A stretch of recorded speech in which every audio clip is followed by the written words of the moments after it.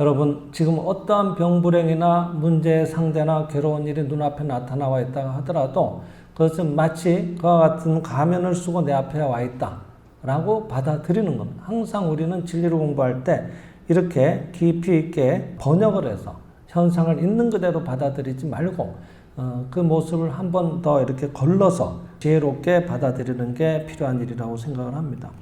아무리 무서운 잡귀의 가면을 하고 있더라도 그것을 그 가면을 벗겨놓고 보니까 그 속에는 자유롭게 그지없는 보살의 얼굴이 있는 것처럼 죽음이나 병이 있는 것처럼 보이는 것은 가면으로서 그것을 벗겨놓고 나면은 죄나 병, 죽음은 없으며 다만 영원히 살아있는 생명만이 있는 것을 우리가 알게 되는 겁니다. 인간은 영원한 생명을 사는 생명 자체입니다. 죄는 절대로 존재하지 않는다는 것을 알게 하고자 강림하신 것이 바로 생장의 집의 성신이라고 하는 겁니다.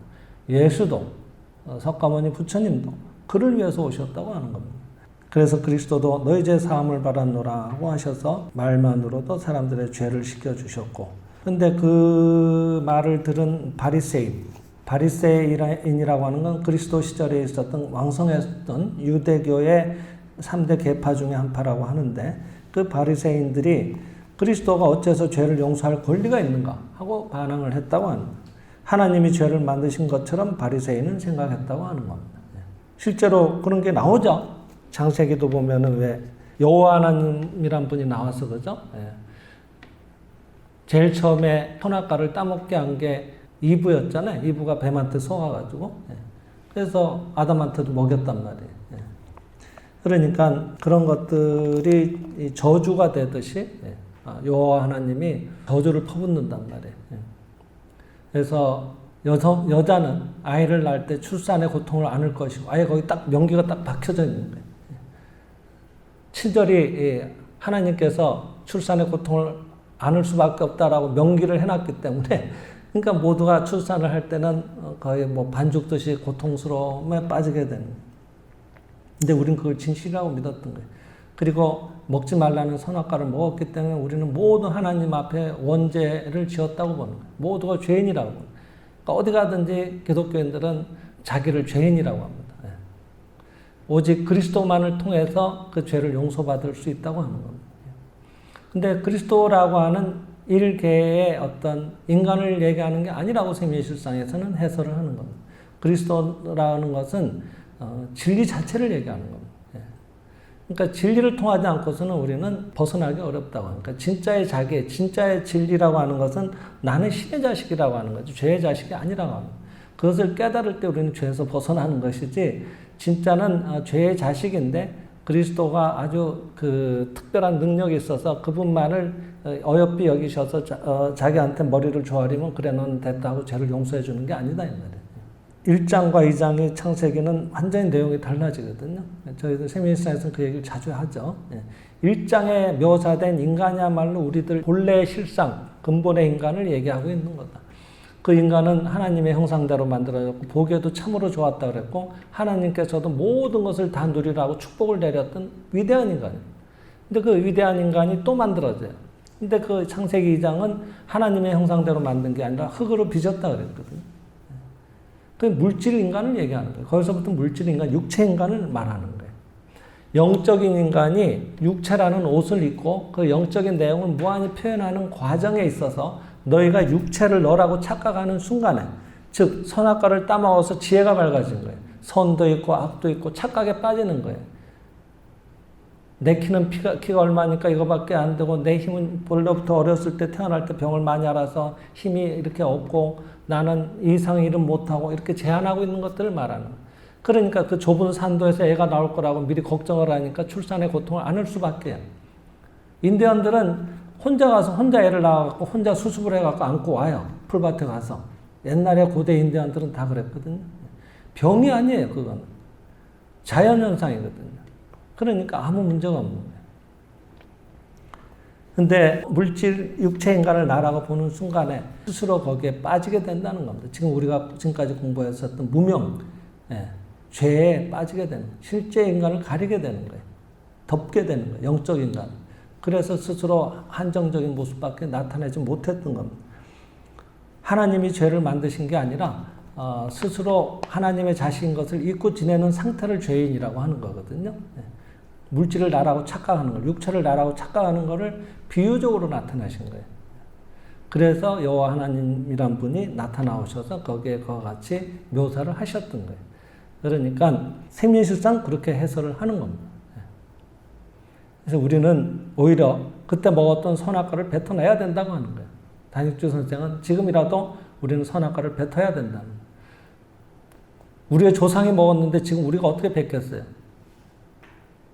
그것은 선악과라는 그 특별한 물질로 된 특이한 성분의 그 과일이 지금도 수천 년에 걸쳐서 그 영향을 미쳐서 DNA 속에서 영향을 미쳐서 우리를 괴롭히는 게 아니에요.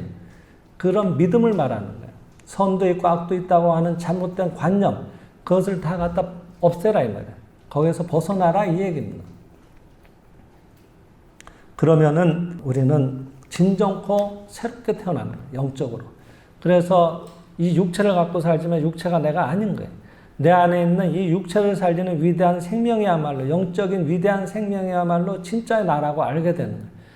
그 영적인 생명은 이 우주를 만든 지혜와 이 행성을 만든 온 우주를 창조한 그 지혜와 능력과 똑같은 지혜와 능력을 갖고 있으니까 못할 일이 없는 거예요. 그래서 무궁무진한 힘들이 그때부터 나오기 시작하는 거예요. 그래서 그런 비유도 들고 계십니다. 그래서 바리새인들은 하나님이 만든 죄를 어떻게 네가 용서를 한다고 생각하냐고 하나님에 대한 모독이라고 오히려. 그래서 예수님을 십자가에 못 박았다고 얘기를 하시는 겁니다. 그런 것이 아닙니다. 마지막 나도 말로서 감내의 법을 기록하여 말의 힘으로 죄업의 본질을 폭로하여 죄업으로 하여금 본래의 무로 돌아가게 하였도다. 나의 말을 읽는 자는 실제의 실상을 깨닫는 거로 일체의 죄업이 소멸하도다. 나의 말을 읽는 자는 생명의 실상을 깨닫는 거로 일체의 병이 소멸하고 죽음을 초월하여 영생할지니라. 그래서 예수님도 석가모니 부처님도 전부 이와 같은 것에서 죄나 보잘것없는 그런 육체 인간이 진짜가 아니라는 것을 알리기 위해서 오셨고 죄 본래 없다는 걸 알리기 위해서 오셨고 이 생장의 집의 성신은 이 시대의 이 현대어를 가지고 이 감내법이라는 걸 통해서 죄업의 본질을 폭로해서 그 본래무, 죄업이라고 하는 건 본래가 없는 것이기 때문에 그 본래의 자리로 되돌린다고 하는 거예요. 그래서 사라지게 함으로 인해서 그 가렸던 것들이 사라지니까 아까 수정구슬을 덮고 있는 것이 설교식으로 얘기하면 그 티끌이 벗겨지니까 휘황찬란한 수정구슬의 그 광채가 빛나오듯이 그 안에 있는 무궁무진한 인간의 놀라운 능력이 거기서부터 드러나오는 거예요. 그래서 감내법은 말의 힘으로 죄의 본체를 폭로하고 죄는 본래 없다고 설하고 있으므로 이 말을 읽으면 모든 죄가 소멸을 하고 미망은 사라지고 죄도 병도 악도 모두 없는 영원한 생명, 신 그 자체인 실상인간, 신의 나라 그대로의 실상세계가 현현되어 오는 것입니다. 이것은 결코 공리공론이 아니라 탁상공론 같은 게 아니라는 거예요. 막연한 말장난이 아니라고 하는 겁니다. 생장의 집의 회원들 전부라고 해도 좋을 정도로 이 가르침대로의 일들을 실생활에서 실제로 체험하고 있는 겁니다. 그러니까 선생이 당대 살아계신 그 당대에만 일본에서만 80만 명이 운집하게 됐던 거예요. 그리고 세계적으로는 200, 300만 명을 넘는 사람들이 이 공부에 매료되게 된 것입니다. 어떻게 47년간이나 있었던 꼼보 자국 같은 달표면과 같은 그 자국이 이거를 위해서는 어떠한 수행도 한 적도 없고 아무 조치도 한 적도 없고 병원에 간 적도 없는데 생면실상만 보고 마음이 조화로워진 것만으로 이게 없어지냐고, 자국이. 이게 가능한 일이냐고. 80세가 넘는 노인이 골절이 저절로 나와서 걸어 다니지라는. 예전에도 저희들 철야 수행 때 보면은 복합골절이라서 지금 마취과 선생이 지금 다 퇴근을 해서 지금은 마취를 못하니까 내일 다시 오라는 거예요. 어차피 지금 부어서 그 수술도 안 되지만은 내일 와가지고 뼈가 3조각 이상으로 복합으로 지금 부러져 있으니까, 그러니까 이거를 가라앉히고 난 다음에 내일 와서 얘를 반듯하게 중가운데 철심을 박아가지고 그래서 기부스를 합시다. 그러려면 여기 쬐가지고 수술을 해가 뼈를 제자리에 갖다 놓고 거기에 철심을 서로 연결해서 가지런하게 해야 됩니다. 조각조각이 지금 따로따로 놀고 있으니까. 그래서 이렇게 부은처로 철야 수행에 오신 분이 계셨어요. 근데 그분이 이 부은처로 그래도 감사행을 하시고 철야 수행을 하시고 가신 거예요. 근데 밤새도록 뭐가 우두둑 우두둑 하면서 이게 자꾸 여기에서 소리가 나는 거예요. 뼈 안에서. 아프기도 하지만은. 하여튼 그러고 가서 이제 다음날 날이 밝아서 마취과 선생도 나오고 해서 이제 가서 그래도 수술하기 전에 사진을 한 번 더 찍을 거 아니에요. 지금 상태는 어떤지. 사진을 찍어보니까 뼈가 가지런히 제자리에 다 돌아와 있는 거예요. 밤새도록 움직여가지고. 그래서 이게 수술 안 하고 그냥 기부스만 하고 끝났어요. 제자리에 다 와 있으니까 기부스만 하면 되는 거죠. 그런 일이 실제로 있었던 실화입니다. 그걸 여기 기억하시는 분들도 계실 거예요. 그런 거예요. 마음의 상태라는 건 이렇게 놀라운 겁니다. 우리 안에 있는 생명의 실상을 자각하면은 마음이 조화로워지고 그러면은 그 생명의 완전 원만한 모습은 스스로 고치는 힘을 갖고 있으니까 자기가 만든 뼈고 자기가 배열한 건데 자기가 제자리에 갖다 놓는 게 뭐가 어렵겠어요. 자기가 주인인데. 아무것도 어려운 일이 아니죠, 사실은. 근데 겁을 먹는 거예요. 큰일 났다 그러고 내가 어쩌다 팔이 부러졌을까, 내가 무슨 주연재가 많아서 그런가 보다 하고 또 자기를 탓하고 부러뜨린 놈을 원망하고 뭐 이러고 있으면 이게 점점 더 꼬이는 거예요, 일이. 그래서 눈을 감고 있으면 점점 계속 어두움은 지속되고 악몽은 지속되듯이 그 상태가 사라지지 않는다 이 말이에요. 이런 일들이 일어나오는 것은 죄를 없애버린 그런 감례법의 공덕이란 말이죠. 그래서 이런 것들을 통해서 죄가 있다고 하는 그런 미망에 빠져있는 의식을 싹둑 잘라내 버려야 합니다. 얼마나 자신이 있으셨으면 싹둑 잘라버리라고 하셨겠어요. 좋은 게 아니니까 갖다 버리세요. 상대를 원망하거나 나를 자책하거나 그 기분이 즐거운 기분들이 아니잖아요. 그 일을 계속할 필요가 뭐가 있겠어요. 갖다 버리는 거예요. 없는 거니까. 그것을 그런 미망이나 죄가 있다고 하는 의식에 빠져있는 그 생각을 싹둑 잘라버리라고 표현을 하신 겁니다.